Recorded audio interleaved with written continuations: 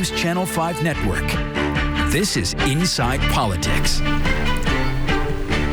Hello, everyone. I'm News Channel 5's political analyst Pat Nolan. Welcome to Inside Politics. As the 113th Tennessee General Assembly charges deeper into March, the activity level continues to grow on Capitol Hill.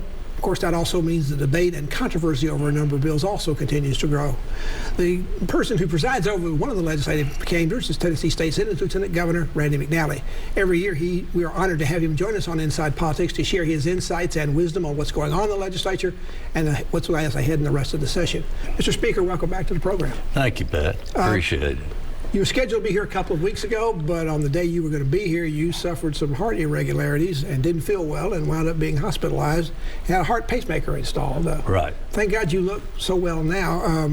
But how concerned were you when you first started having these symptoms? Well, the only symptoms I actually had were I felt tired, lethargic, and I did get a warning on my watch.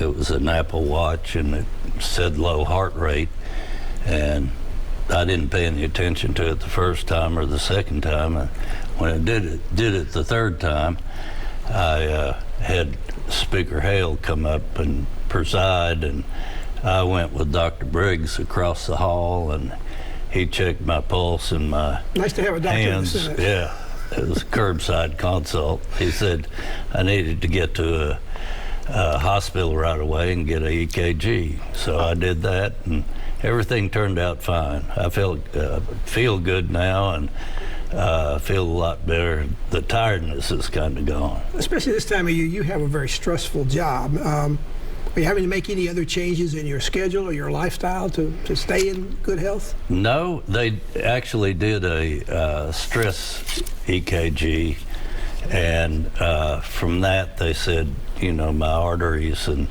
that go to the heart and feed the muscle of the heart, we're in good shape. One thing that may be giving you a little bit more stress in the last 48 hours is there's a growing controversy over some of the comments and emojis you put up on some rather racy photos. I think mostly on Instagram, maybe some on Facebook as well. Someone posted, someone posted on Instagram, friend of yours, all these others were friends of yours as well. There are people who now think, in light of your support for votes for several new laws that seem to be targeted, they think, to hurt the LGBTQ community, that your online comments and emojis are rather hypocritical because you've been such a strong supporter of those two bills. Well, I'm not anti-gay, and I have supported some bills, and I have opposed some of the bills. So you're not a hypocrite. That's what they think. They think you're being hypocritical. No, there's certain things and certain parameters, I think, that the state needs to look at and enforce. But as far as people, I enjoy, talking to people and meeting people and try to encourage people and support people. Your office has issued a statement that indicates that they said in this statement, all this controversy seems to be in the mind of left-wing operatives who are pushing this story. Your statement says there's nothing sinister or inappropriate about your social media activities. You are a great-grandfather and a prolific social media commentator, and you have no intention of stopping to do that. But the statement also indicated that sometimes you might not always use the proper emoji. Are you going to change that? What are the changes are you going to make about your online behavior? I think I will. I thought the emojis were, when you click on some of them, that they mean that, you like something, you like the person, and not necessarily what they're doing in the picture. And I'll probably not use them. And I was clicking on a lot of things real fast without paying a lot of attention to what was. I just knew who it was from, and would hit the button. One other question in this area: there may be some people that have been longtime supporters, even voters of yours, who have straight sexual preferences. What do you say to those folks who've now seen or heard about this controversy, who may now have some doubts in their mind as to exactly what kind of lifestyle you have? Well, first of all, my lifestyle hasn't changed. I'm married, happily married, and have 2 children and 3 grandchildren, and And I've enjoyed that type of lifestyle. But I do have friends that are gay. I do have friends that are, and relatives that are gay. And I respect them as people. And, you can, if you keep your mind open, you can learn from different people, and you can understand a little bit about, why they are, why they do what they do. This controversy came into spotlight in the wake of the passage of the House of two bills. One that basically bans gender-affirming surgery or health care for anyone under 18. Another bill that had a lot to do with banning, in some circumstances, drag shows, particularly those that are held in public or those held in, also held for those under 18 years old.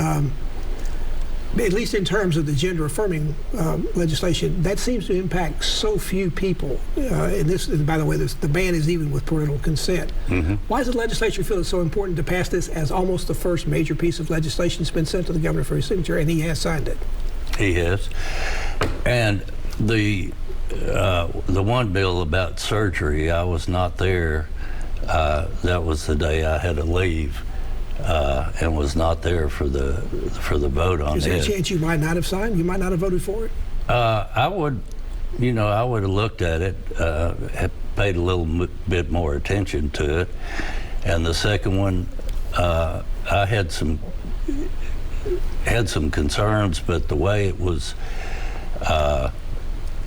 actually amended, the way it came through the Senate, it only affected the drag person, I guess you'd call them, or a person in drag, when there were minors present and they were appealing to the prurient interests of individuals, and that's the way we have it set up for strip clubs and other things. This new drag bill legislation, now law, it will take effect on April 1st. That's about the time that the gay pride parades and other activities like that begin during the spring. Is that one of the reasons this is being done, to either stop or curtail a lot of these gay pride activities? I don't know if it was done in conjunction for that. I know that there were some activities in which there was some touching going on, and that was by minors, and I think that's what spurred the development of those two bills in particular. Lieutenant Governor Randy McNally is our guest. We're talking about what's going on up on Capitol Hill. Back to continue our conversation after this break.